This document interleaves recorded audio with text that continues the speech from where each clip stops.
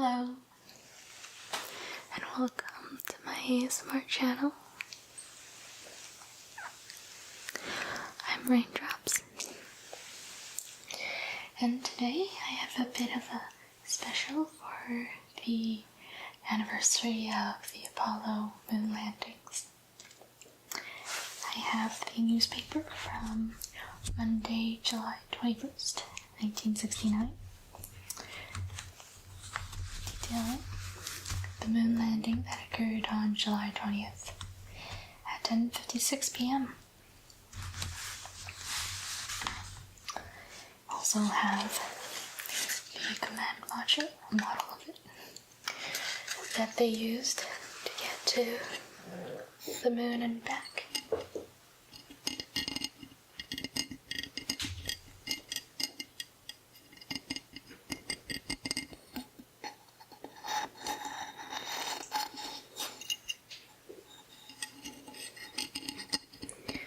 The pilot of the command module, his name is Mike Collins. The pilot of the LEM that they used to land on the moon was Buzz Aldrin, and the commander was Neil Armstrong.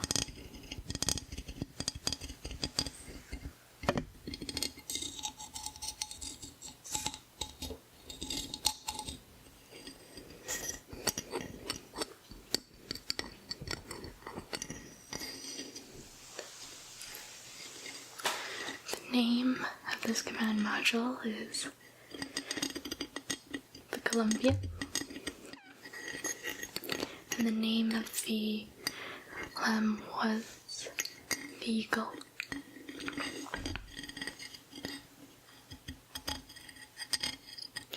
But originally this was about to be named by the crew the Snow Cone.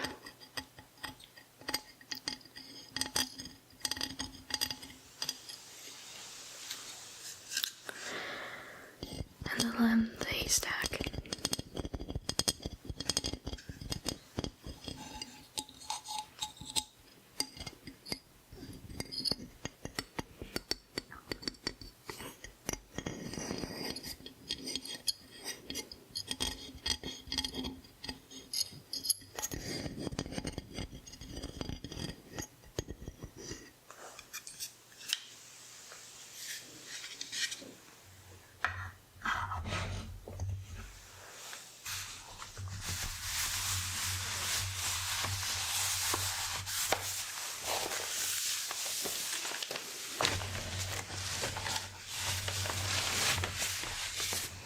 Here's a picture of Ed Aldrin. This is a picture of Neil Armstrong.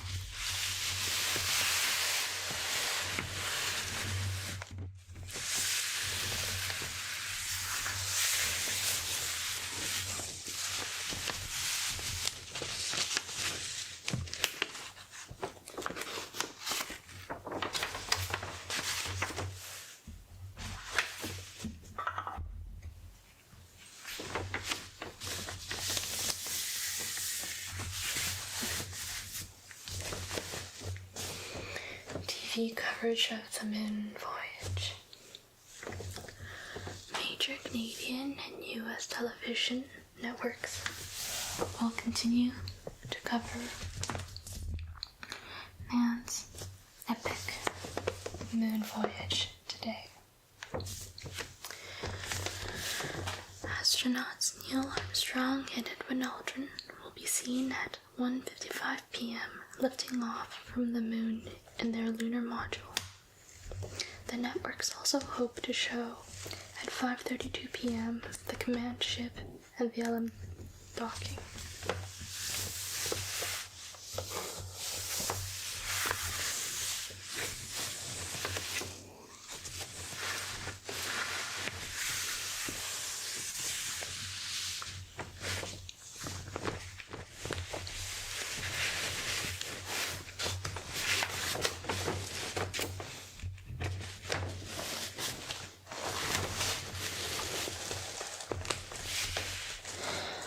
According to the amount of light it receives from the sun, the moon's surface displays many color changes. It shows up a light pink. If you have a picture on the left. In this picture of the Terminator, the back of the moon appears step shades of brown and light green in the terracing and peaks inside the 115-mile spread of crater 302. Zoom that one. Catching the full glow of the sun, the surface sand looks pale yellow.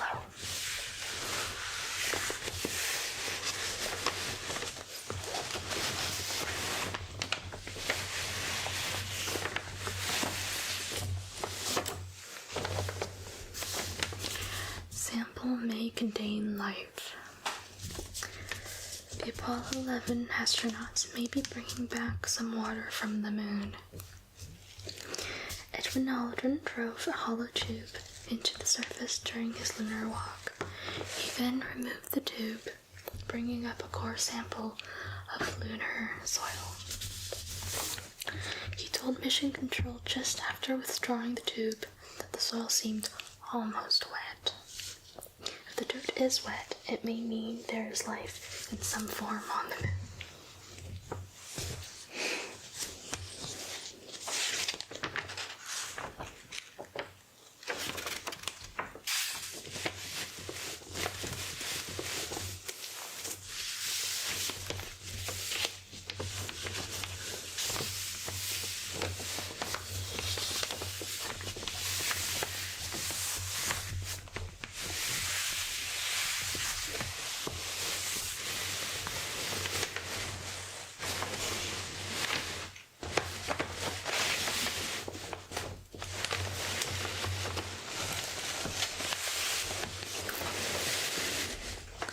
Has a stark beauty all of its own. It's like much of the highest desert of the US. It's different, but it's very pretty out here.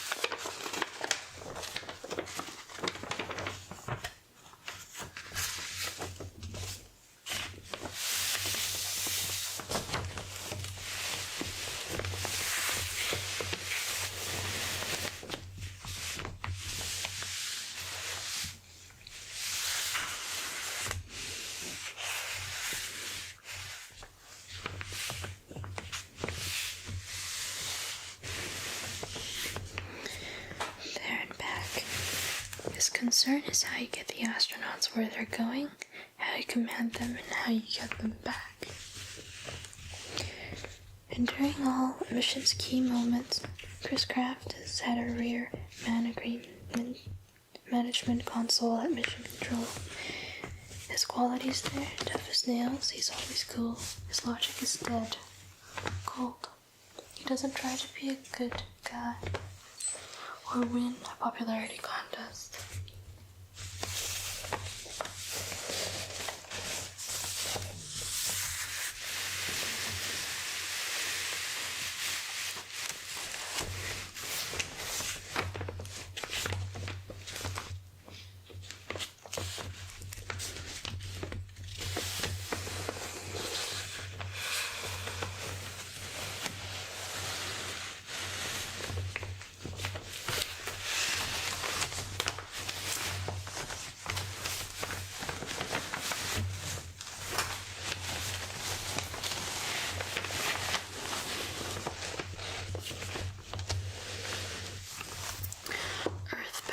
No more. By the miracle of electronics, we walked with the astronauts on the moon and felt their thrill of touching the unknown. Each of us was there with our hopes and limitations. strange anomaly. The distance, the loneliness, and the inaccessibility of the astronauts should anything seriously go wrong, and yet the awareness that mankind was with them, watching, holding its breath, glorying in the adventure, mystified and uplifted at the same time. It's no accident that cynical, hard-headed observers have been calling Apollo 11 a religious experience. When a multitude of people share a common desire, when a great prayer rises within millions, like a tide called by the moon and filling all the bays and crannies of the human shore, it is the irresistible spirit of the man rising.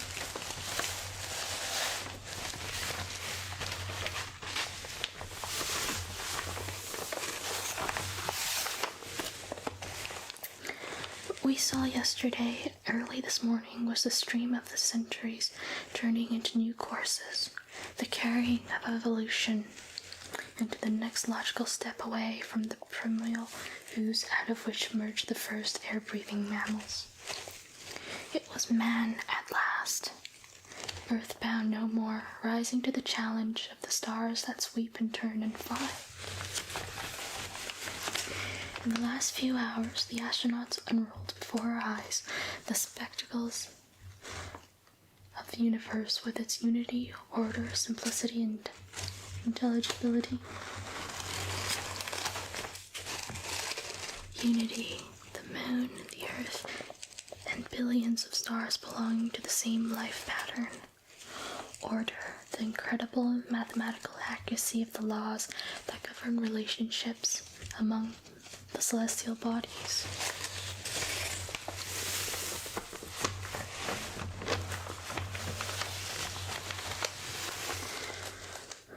Simplicity, the whole physical cosmos that made out of only about 100 chemical elements, and they falling into regular and continuous numerical scale.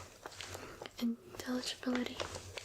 Wherever the mind of man goes, the universe answers mind as though man had made it, and so mind can understand it. The most amazing aspect of the unprecedented events we have just witnessed is not that the physical universe is being unveiled. Spectacular though that is, it is the mind of man.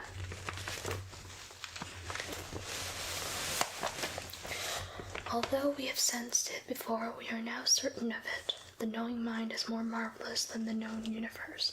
The measurements of the cosmos are not so astounding as the mind that makes them.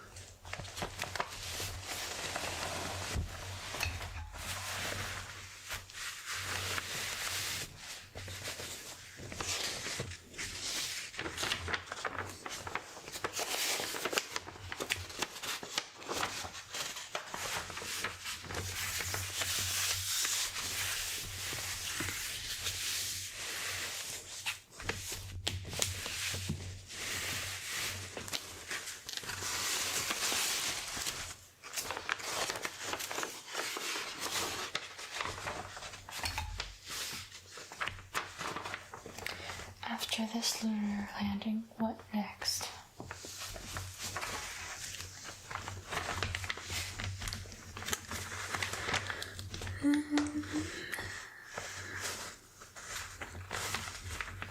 The moon landing should be considered as only one in a series of remarkable achievements in space. Not the peak or accumulation of a program. There are many other mountains to be climbed in the future, although we have few firm plans at this time for exploring them.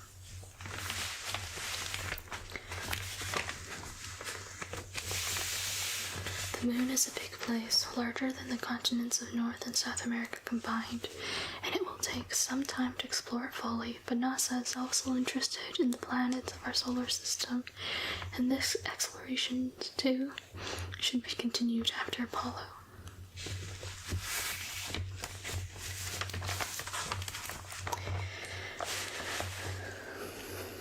Studies have shown that a spacecraft could be launched into a swing by trajectory around Jupiter, using the gravitational assist from that giant planet to deflect its path and speed it on its way to the outer planets like a rock released from a sling. The increased speed should greatly reduce both the flight duration and the launch energy required for a flyby mission to the other 3 distant planets.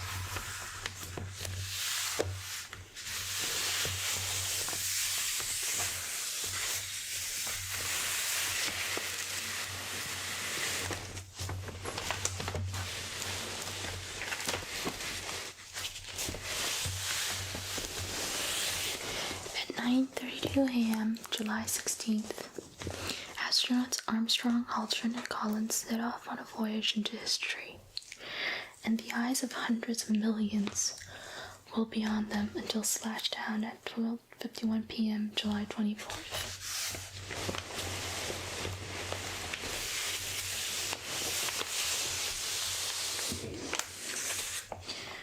Wednesday, July 16th, 1969, at 9:32 a.m., astronauts Neil Armstrong, Michael Collins, and Edwin Buzz Aldrin blasted off from Cape Kennedy atop a Saturn V and orbited Earth.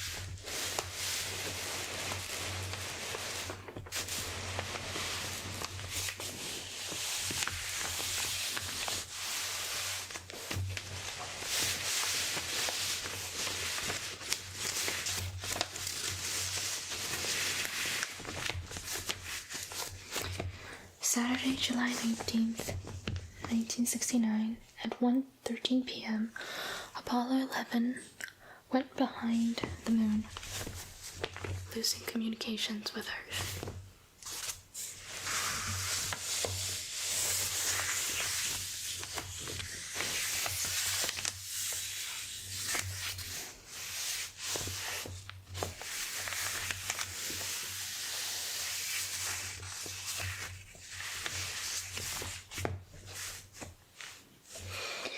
Sunday, July 20th, 1969.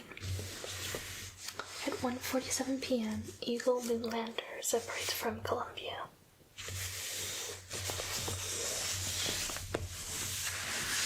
At 4:18 p.m., Neil Armstrong and Edwin Aldrin land the Eagle on the moon.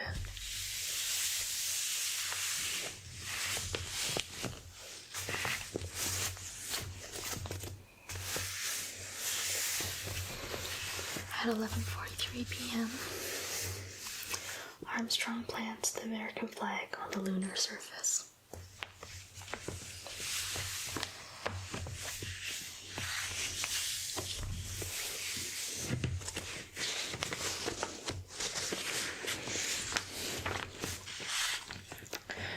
Major Edwin Aldrin, USAF, holds record for spacewalks with 129 minutes in outer space, tethered to the space capsule by an umbilical cord.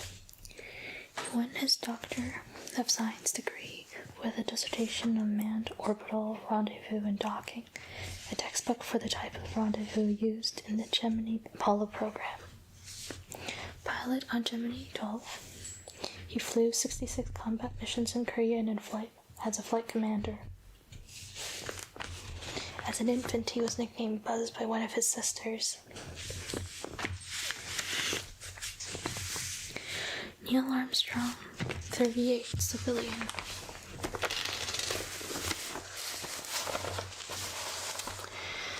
The first man on the moon. His first achieved fame as a test pilot with research aircraft when he rocketed the X-15 to an altitude of 200,000 feet and achieved speeds up to 4,000 miles per hour, 5 times the speed of sound.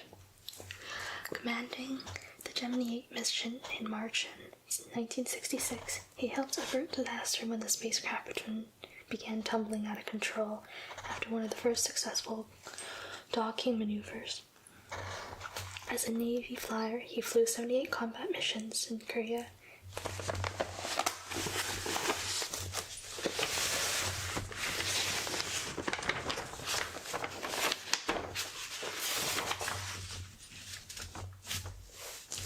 That's the end of the news.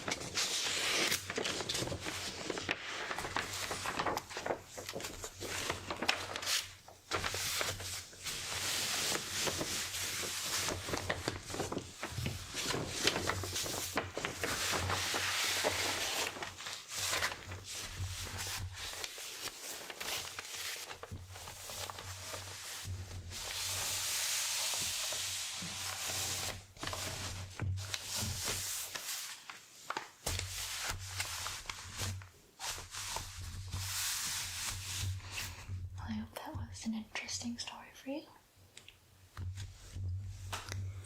I'll see you next time.